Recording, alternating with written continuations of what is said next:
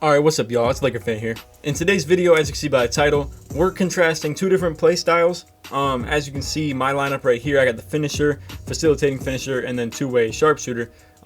So ours is the pick and roll contrasting style that I'm talking of here. Now the team that we're playing against here, you can say they got slashing playmaker, sharpshooting facilitator, and then glass cleaning lockdown at the 3.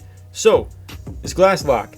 This is a very interesting point of the video right here. So he's 6'11", 275, and it said he was a power forward. So long story short, a build like this, I'm gonna put it like this, bro.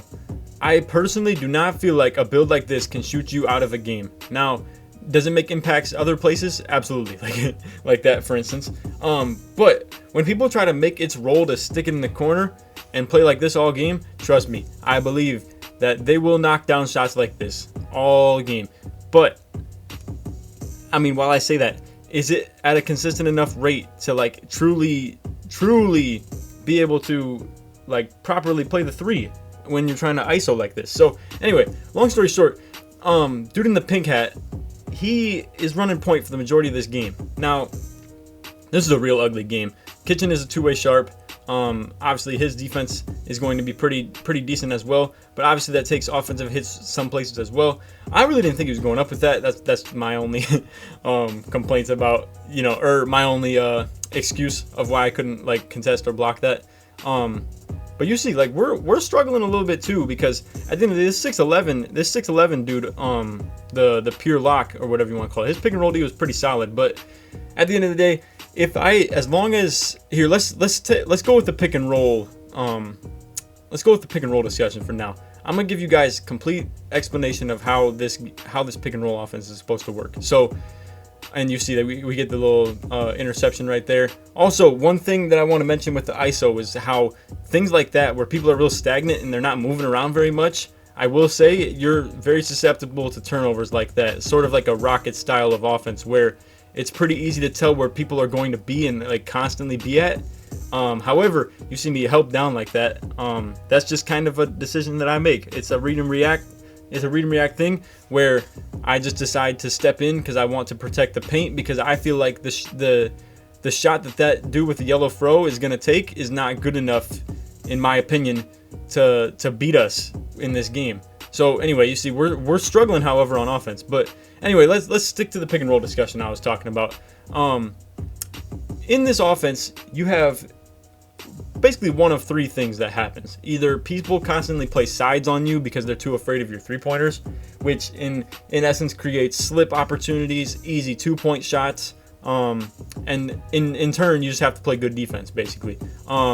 There's another thing people do, which is the other common thing, is to play front back, which is where big men will just constantly stay back and stay in the paint no matter what and just force you to play 2-on-1. Allows his guard to literally just get destroyed by picks. Now, that's something that a lot of teams who usually run a 7-3 will do. So, with that said, it's usually pick and roll versus pick and roll. I also picked one of Kitchen's worst games for this, obviously, but it was a great team we were playing against, so I just wanted to display it. You see nice help D from Kitchen right there as well. I get the board.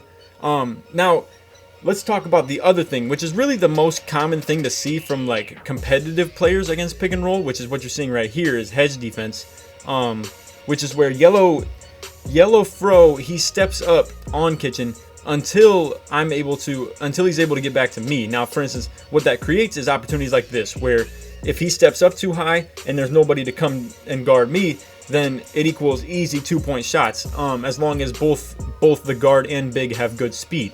You don't beat hedge defense without speed, which is why Kitchen having a 6'4" two-way sharp, and then me having a 6'9" finisher, basically, if you want to call it. It's really just a finisher and defender. But unfortunately, we couldn't get many clips right here, and I don't know how that's 100% smothered. It's probably the pure glass effect, or pure lock, whatever you want to call them. But we don't get too many attempts at the sides here, so I can't really give you a great example of it. But those of you who have watched my channel for quite a while now, you know, as soon as people play sides once, or as soon as they switch it once, then we're just gonna run it back and slip, and it's an easy 2. That right there, I don't know how to explain that. That's a very lucky play on the ball, where he just gets a poked ball loose as soon as I touch it. But you see now they're working toward the off balls a little bit. They're getting the wing guy involved a little bit, and I do get inside rebound position. Now, also let me rewind, and also yes, I know I throw a Stevie right there. I want to address this right here. This is also one of the biggest downsides of ISO basketball in 2K, and just in general in real life too. You see, but in essence of them doing this, I'm constantly gonna be able to gap the big who's in the corner as far as shooting goes, because he's not a great shooter, and at the end of the day, this is not the shot they want him to take. So what they're really sacrificing with this style of offense is rebounding so much. Like, they're losing so much rebounding at the fact that, like, I'm always gonna have inside position no matter how little I work for it. Like, I'm constantly gonna have inside position. Anyway, you see I throw the bad pass, I get the ball back on the tip right there. Now this dude makes a crackhead play on the ball. I'm surprised we couldn't get anything out of this. Kitchen tried to make some pro point guard read where it's kind of like, you know, you pass to the corner in anticipation of the corner defender dropping down to the paint. Now I think I got everything out of the way as far as pick and roll offense goes, like the 3 things you'll see pretty often.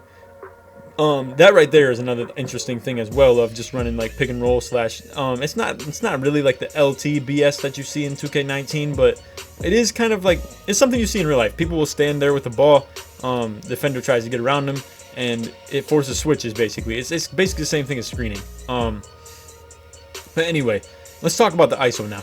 So obviously, now let's get to like a more unnoted downside of running ISO. Now, again, like I said, the dude at the 3, with the pure rim that I've been talking about a lot this game, to have a build like his, who can really like play great defense on this backside like he is, I'll tell you what, bro, he's lucky he shot as good as he did. Because here's the downside of it: if you have a build that's not supposed to be able to shoot in this game, I'm telling you, you really do suffer as far as shooting goes. And if you want a build that's going to be properly shooting, like you would want in an ISO like situation like this, and you see I chase him down on this due to speed and you know, athleticism comparisons. But anyway, if you want a build that actually is supposed to be able to bang from the corner like he might need to, I feel like you really got to go with like the 3 and D combo, and at that point you just lose a little bit more defense than you probably anticipate. Now that's just kind of a freak play, you know. Dude misses a pretty easy mid-range as a shooter. Now we almost get the switch right there. Now really, here I'll explain this too, because this is what we call this is like just fake help basically. So as soon as Kitchen hits the step back, he really might have been able to pull right here, but I think he anticipated that yellow throw was gonna stay on him. He really might have been able to shoot this, but it's such a read and react like thing that it takes a lot of, I would say this, running pick and roll actually takes quite a bit of IQ from your PG. ISO does as well, just in a different way. Like it takes like instincts, I would say. Pick and roll takes a lot of reading, if I would explain it any way. So you see they're running a lot of off-ball stuff now. Now yellow throw goes back to the corner. So again, I'm more concerned with the drive help, because at the end of the day, I know this dude is not like, here's how I see it. And you see he's more concerned with the 3-pointer than my dunk, so boom, I get an easy dunk on transition. This is the way I see it. I understand he's gonna make shots, but bro, if you overreact to all that and just let your point guard like constantly get destroyed, and this is where you play mind games. Now, hang on, I want to go back as well. I know a lot of people hate how I be rewinding so much, but I want to really point this out. How, you know, as soon as boom, I was helping a ton the play before, and he saw this frame right here where I'm really deep in the paint, and he already knows I'm gonna be helping on this drive. But since I did it the last time, he's anticipating it as well. So boom, I'm faking the help like this just to cut him off. And where is he gonna go with it? Here's the thing: once you get this deep in the paint in ISO, you have absolutely nowhere to go with it but to pass out. You can't fake pass to pick up the ball. At this point, you can't back up very much because you're just in a bad position. So what's he gonna do? Boom, he's scared and he throws it, and I get the steal. Again, it's very easy to, and you see I pop on the takeover in transition, get the lob from Dope, who's the playmaking defender. It's very easy to bait people in ISO as well. Now, don't be wrong. When ran properly, and you see I'm more concerned with the 3-pointer than the drive help right here, because he was maybe gonna off-ball Dope, and I just wanted to make sure that they're sharp, didn't get the 3-pointer. But I would say, I don't know. At the end of the day, this is my biggest thing I want to get across. if you don't have an adequate shooting build at the 3, I'm going to make sure that I definitely make it so he has to shoot to win the game. This point guard is not going to win them the game. That's all I can say. So, end of the day, that's just the way we play. So, boom, Kitchen gets open right here, knocks down the shot, and now it's 19-15. Like I said, I'm gonna make sure if Yellow Fro is allowing himself to be a shooting option, I'm going to let him shoot. That's how I see it. Now I might be able to, like I said earlier in the game, get that passing lane, get some late contests, maybe bait him into some bad shots, maybe get like a couple on-ball steals in the double teams. That's just how this works. You see now pros of pick and roll again. As soon as Yellow, and this is really like a one-of-a-kind thing with my player, I would say, is that my player as a slashing defender at 6'9" gets all these driving dunks, gets the contact dunks, gets the alley-oop finishes. So soon as Yellow comes out of the paint, boom, I am now available for any lob. Like, especially with takeover on too. You can't be doing that on game point, bro. And this is what I love about running the pick and roll. Now, a lot of people be like, "Oh, how hard is it to fade off a screen and just shoot it?" I understand that, and honestly, bro, Kitchen doesn't do much of that at all. I agree. I really do want faders, and I'm sure Kitchen wants fadeaways to get toned down as well. But really, at the end of the day, what it comes down to is just help and rotations to stop pick and roll. And a lot of people in 2K don't have that, so they rely on 2 people to stop pick and roll when it requires 3. But really, when it requires 3, if your point guard's good enough, he can just hit the corner. So all I can say, bro, this is a really lethal way of running offense, and when ran properly, pick and roll can be such a beautiful thing. And I hope if anybody's new to the channel, you check out some other videos too. I have some great demonstrations of how to run this stuff too. I have like my 2K19 like pick and roll academy video as well. I really broke everything down. And really the thing about it is this stays the same every year. No matter what, pick and roll is pick and roll. It's the thing of basketball. It'll just stay like that for good. That's how it'll always be. But anyway, long story short, hedge D, lobs. Switches, boom, slips. Front back, your guard has to eat. It's simple as that. Those are the 3 keys to pick and roll. Whereas ISO, it's a lot more predictable, bro. It's just got a lot of flaws to it, especially in a game like this where you got to have actual shooters to shoot. 19 was very ISO friendly just because of how easy it was to shoot, as far as like it was easy for post scorers to ISO. Because what they do, they rely on lockdowns to be their shooters.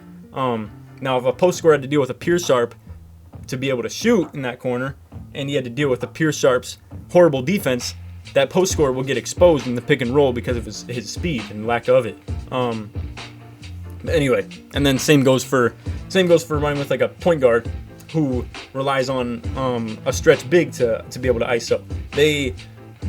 Bro, that stretch big's rebounding will get destroyed by a build like mine or even this gas dude. So anyway, that's all for the vid. Hope you guys enjoyed. If you did, feel free to drop a like, sub if you're new, all that good stuff. Put chillin' in the comments if you made it to the end of the video. Other than that, like I said, hope y'all enjoyed. Take it easy, man. Peace.